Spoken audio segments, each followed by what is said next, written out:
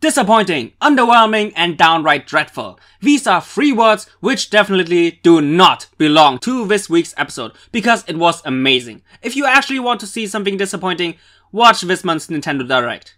My god, Nintendo. Pokemon Ranger, I choose you!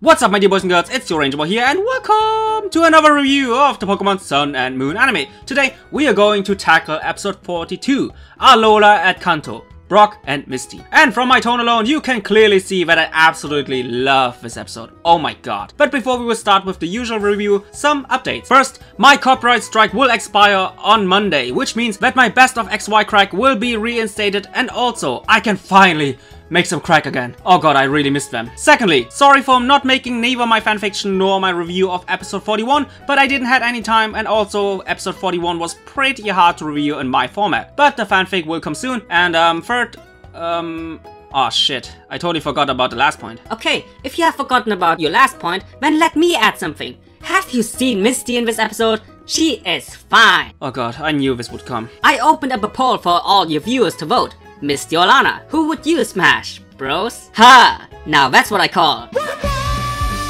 Oh my god, I can't believe that you did that. And stop reminding me of the disappointing Nintendo Direct. Anyway, with that out of the way, grab some popcorn, grab some cookies, and let's do this! The episode starts with exciting news. To celebrate the 20th anniversary of the Pokemon School, Professor Kukui and Samson Oak decide to take a trip to Kanto! And everybody is hyped up for this trip. Everybody except for Ash. You, Kanto. But he immediately gets excited after hearing that there will be special guests as well. Now, our Sun and Moon gang is on their way to Viridian Pallet Town. And not only Kiava but also Chiron seem to have some kind of motion sickness, even though Kiava flies around on a Charizard the whole time. So Chiron seems to be sick and nobody is there to help Lily.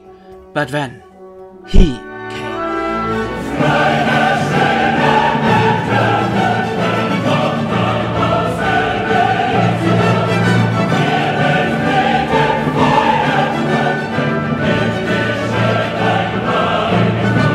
Yes! Yes! It's Brock! That's my boy right there! And he saves the day like he always does. Naturally, not only the longtime fans of Brock, but also his longtime friend Ash is psyched for his friend. And we immediately get some guy love vibes. Let's go! It's guy love between two guys. Well, that's what Ash thought, but Brock immediately tries to flirt with the stewardess. And every flirting Brock has somebody strong behind him stopping him, no matter if it's Max, Progunk, or in this case, the original cockblocker, Misty. Welcome back, girl! And after the two OGs have introduced themselves as the special guests for this extracurricular lesson, everybody, including Team Rocket, are now on their way to Professor Oak's lab.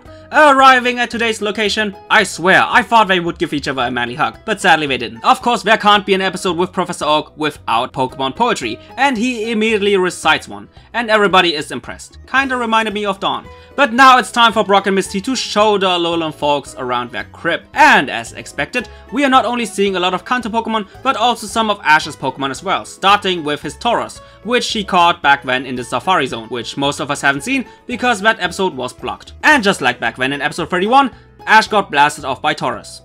Again. Next character in the main focus is Kiava, who races against a Rapidash and even was allowed to ride the fire Pokemon, which led to him shedding manly tears of joy. Soon after that, we witnessed several other moments like Marlow nearly getting poisoned by Vileplume, Togedemaru rejecting being shipped with Raichu. By the way, you should actually consider that Togedemaru because Pikachu is already taken. Poplio playing with Dugong, a quite endearing scene between Alolan Vulpix and Ninetales, and last but not least, Rotom scanning as many Kanto Pokemon as possible. Nice Squirtle reference there. Finally, it's time for the main lesson, which of course is Brock and Misty showcasing the differences between Alolan and Kanto Pokemon, which includes a hilarious scene of Executor showing Geodudes, Ash reuniting with his mug, Kiava not being able to handle the hairless Duck Trio, and calling out the two forms of Marowak, who immediately have an argument of who has the biggest dick. And after blasting Pikachu, Togedemaru decides to attack those two Pokemon and to have them stop in the name of love before you break my Pikachu. No, Togedemaru, no. Lagomorph forever. I mean, Lagomorph 5 ever. All of this rounded up by Pikachu's Thunderbolt, which somehow led to not only Popplio but also Alola Marowak disappearing. So everybody's searching for the missing Pokemon, and while walking through the area, the original gang got surprised by a Caterpie, which of course scares the living crap out of Misty. And not only the longtime viewers but also the gang themselves are getting some nostalgia jitters, and soon they remember how much fun they had during their journey. To cramp up the nostalgia meters to maximum, Ash once again reunites with another one of his old Pokemon, this time with his Bulbasaur. So lovely. And both express how much they missed each other. Now it's time for the girls to have some spotlight, or to be more precisely, only for one girl, Lana, because while all the other girls were running away from Gyarados, she instead strips off her clothes and dives right into the action. That didn't sound right at all. And Misty immediately decides to strip off as well and join the Lana action. God damn it, what's wrong with me? And in the end, they find Popplio playing with other water Pokemon, and hold the fuck up right there. I only expected Kanto and Johto Pokemon in this episode, but isn't that Ash's Corphish? That means that there should be other non-Kanto Johto Pokemon as well. So where's my baby Oshawott? Meanwhile, the boys are also quite busy with an Onyx as well, and even though the other guys seem to panic, Brock tries to calm down Onyx. And it seemed to work until Kiava's Marowak appears and provokes it, and the boys had no other choice but to run. By the way, Turtonator is around 212 kilograms, which are around 460 pounds. Kiava, respect. Which leads me to only one, and only one conclusion. Kiava is indeed He-Man. But let us not forget about Team Rocket, and just like in the old days, they were after the truest Pokemon and even included their old motto instead of the new one of Sun and Moon. To summarize everything, Ash, Misty and Brock have freed the other Pokemon. By the way, welcome back Crobat and Staryu. Welcome back Crobat and HA!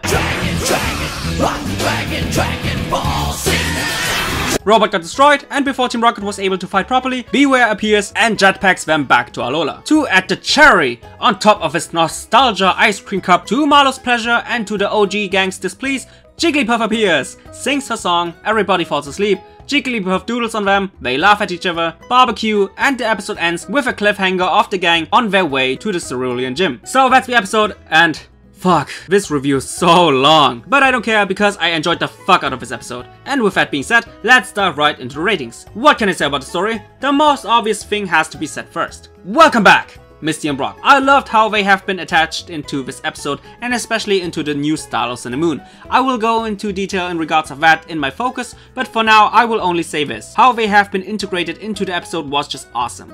The only thing which in my opinion was missing was a legit backstory of what they have been doing during Ash's journey through Nova, Kalos and the beginning of Alola. I would have loved to see how much progress they have made during that specific time period, but there's still hope that this will be tackled during next week's episode, so I won't be that harsh for now. Another big aspect of this week's episode was clearly the nostalgia factor. The amount of references in regards of the original series was just insane. You could say that there was literally a Gen 1 reference around every corner. I don't want to count every reference or else this review will never end, but man, there were a lot of them. I do understand that for some people that might be a little bit too much nostalgia pandering, but since this was an episode to celebrate the anime's 20th anniversary, I don't really mind, and in all honesty, I actually really enjoyed it. If you look at the story on a more objective point of view, it was actually pretty generic, from encountering the Kanto Pokemon, the stereotypical Pokemon got lost and we have to find it plot, running away from Pokemon and the cliche Team Rocket catches Pokemon. But I not only loved and enjoyed the references, but also this feeling of going on a journey, discovering new places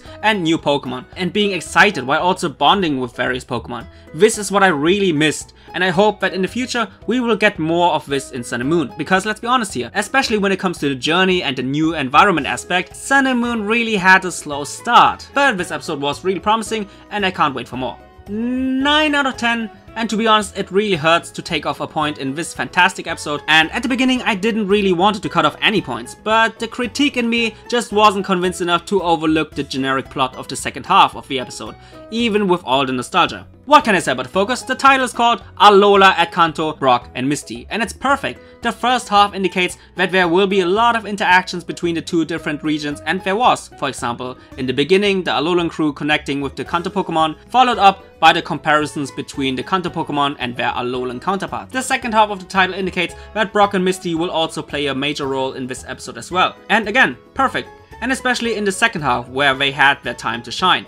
I loved how Brock and Misty have been attached to this new style of Sun and Moon, and even though I was 100% sure that Brock would fit into this style, I wasn't really so sure in regards of Misty, but my worries were unjustified because she fits perfect into the Sun and Moon style as well.